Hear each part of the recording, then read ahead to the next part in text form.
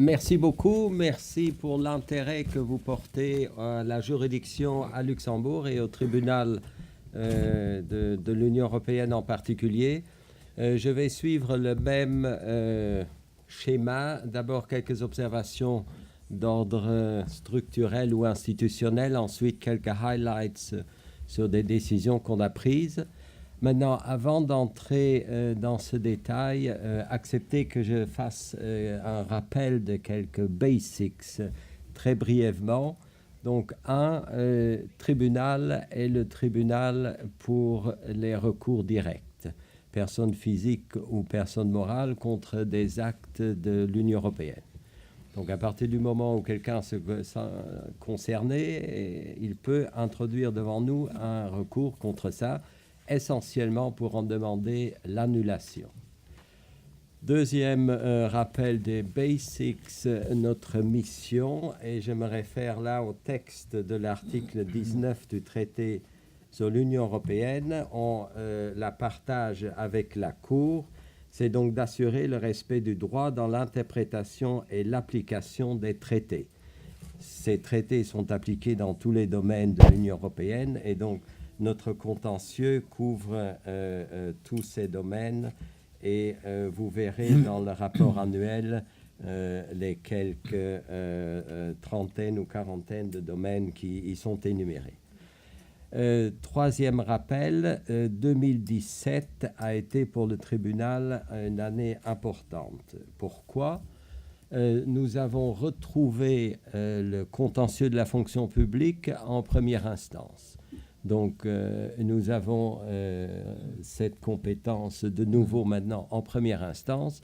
Conséquence de ce transfert de compétences, c'est que nous avons pratiquement perdu notre chambre spécialisée sur les recours contre les décisions rendues à l'époque par le tribunal de la fonction publique européenne. Donc, cette chambre spécialisée, elle va évidemment disparaître. Actuellement, il y a encore 6 affaires qui sont pendantes devant cette chambre et ça va donc probablement se terminer en 2018.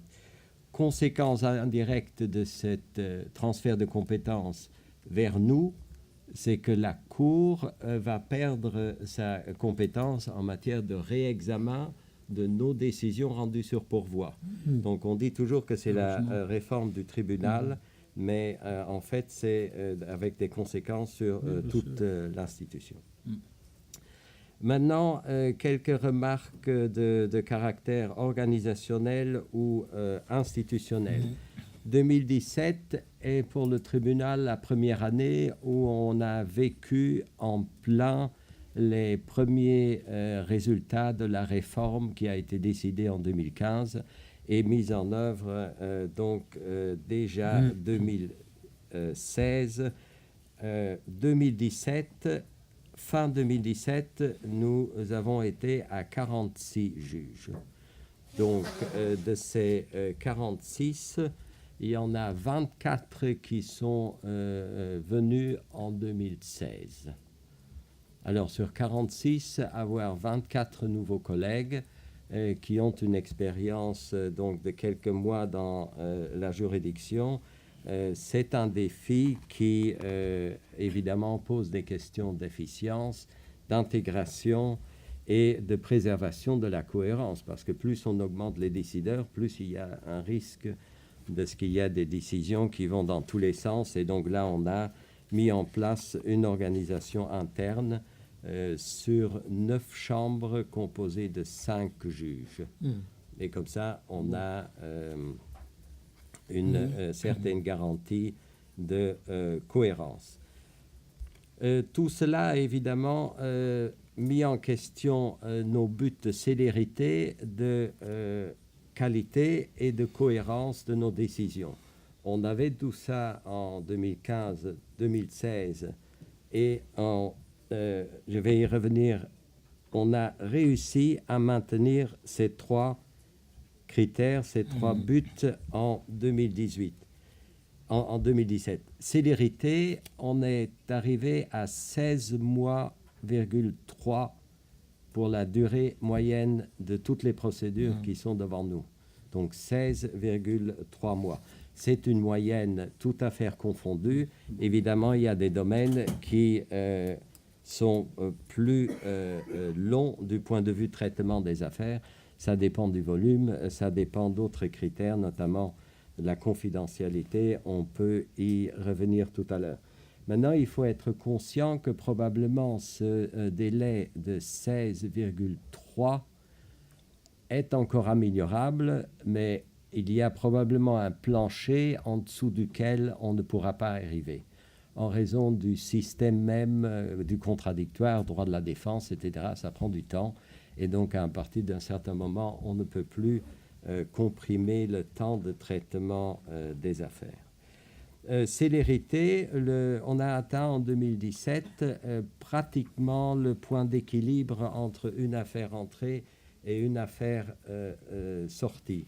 Je ne vais pas aller dans le détail des chiffres, vous les trouvez ici. Nous avons eu 917 affaires introduites et les affaires réglées, c'est 885, donc 22 affaires de différence.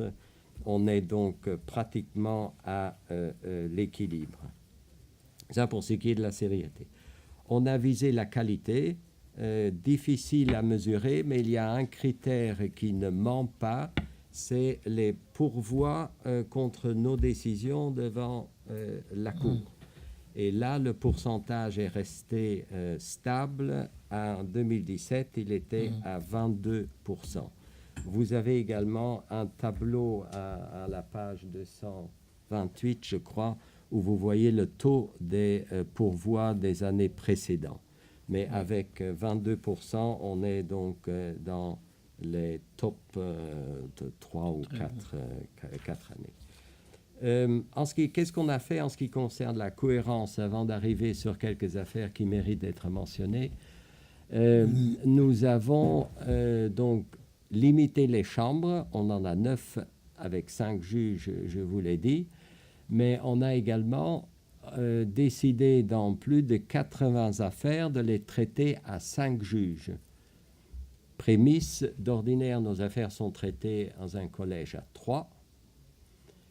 Et si on veut les traiter à 5 ou à 15, il faut le décider dans la collégialité à 46 autour de la table.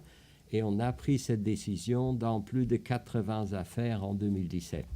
Pourquoi cela? 1, pour en discuter à 46, et 2, pour qu'effectivement le collège à 5 y statue une garantie de cohérence, comme ça, il n'est pas la première chambre décide blanc et la deuxième chambre décide noir. Il y a actuellement également une affaire pendante devant la grande chambre, c'est-à-dire à 15 juges. L'affaire est pendante, donc je ne veux pas davantage entrer là-dedans. Sur les 885 affaires dont on a décidé en 2017, j'ai fait un choix évidemment très subjectif à l'image de ce que toi tu as dû faire aussi. Mais pour vous montrer, illustrer un peu de quoi nous sommes saisis au tribunal, une première affaire, c'est les affaires, NF contre Conseil européen, ça ne vous dit pas peut-être grande chose, mais c'était 2 réfugiés, un Pakistanais et un Afghan, qui étaient allés en Grèce et ils risquaient, à partir de la Turquie, et ils risquaient d'être renvoyés en Turquie et à cause de la déclaration entre l'Union européenne et la Turquie, d'être de facto renvoyés en Afghanistan ou au Pakistan. Ils ont introduit un recours contre ce qui a été appelé la déclaration Union européenne-Turquie. C'était l'objet du recours. Le tribunal s'est déclaré incompétent, considérant que cette déclaration n'était pas un acte de l'Union européenne, mais de quelqu'un d'autre. Autre affaire pour vous montrer une illustration, les affaires des emplois, où on dit emplois fictifs, certains reprochent à certains députés européens quant à l'emploi de leurs assistants parlementaires. Bon, je ne vais pas... enfin, à la question, peut-être je vous donne les noms, mais ce qui était assez délicat à ce moment-là, c'est qu'ils avaient doublé le recours en annulation contre la décision du Parlement qui disait, bon, un emploi fictif, vous devez restituer l'argent, et cet argent, on va le prendre par compensation sur votre indemnité parlementaire. Alors, ils disaient, hey, stop, hein, avec ça, nous, on ne peut plus exercer notre mandat européen de parlementaire, atteinte à notre droit fondamental de démocratie, enfin tout ce que vous voulez. Et il avait donc doublé ce recours en annulation de recours de demande en référé. Donc pour suspendre provisoirement cette décision du Parlement européen de récupérer par compensation sur leur indemnité de parlementaire. Pourquoi pas, c'est leur droit. Difficulté en référé pour le président du tribunal, c'est que c'était pendant la période chaude de la campagne politique pour les présidentielles en France. Et un des parlementaires concernés était candidat à ça. Et donc, pour dire. Autre illustration, en matière de gel de fonds, nous avons été saisis d'une affaire où on a dû décider sur le gel de fonds d'une entreprise russe accusée de livrer des armes à je ne sais qui, et qui en finit pour les indépendantistes en Ukraine. Et donc là aussi, on a confirmé donc, le gel de fonds. On a eu des décisions sur des mesures anti-dumping et anti-subvention pour les panneaux solaires importation de Chine. Ça prend maintenant beaucoup d'importance avec, évidemment, l'actualité Chine et États-Unis. En matière de politique économique et monétaire, on a été saisi de la qualification par la Banque centrale de la Landeskreditbank Baden-Württemberg comme entité importante, avec la conséquence que cette entité est alors soumise au contrôle de la Banque centrale et non pas de la Banque centrale européenne et non pas de la Banque centrale nationale en question.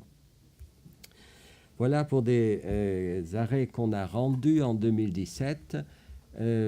Bref excursion de 1 ou 2 minutes sur des affaires importantes introduites en 2017. Ces affaires sont pendantes, donc je ne vais pas entrer dans le mérite de ces affaires, mais vous le savez, n'est-ce pas, pour montrer l'importance économique qu'on a eu une affaire introduite où en cause est une amende de 2,42 milliards d'euros pour abus de position dominante. Hein. Il y a une autre, je ne vais pas non plus nécessairement la nommer, dans le cadre de toute cette panoplie d'affaires concernant les tax rulings. Et il y en a une où le montant réclamé par ou qualifié par la Commission comme devant être récupéré par un des États membres dépasse les 13 milliards. Ce n'est pas seulement des affaires importantes du point de vue économique que nous avons devant le tribunal, mais également du point de vue sociétal. J'en fais seulement mention de 2. Ensuite, vous aurez l'opportunité de poser beaucoup de questions. Je n'irai pas si loin toutes les questions que vous voulez, mais on verra.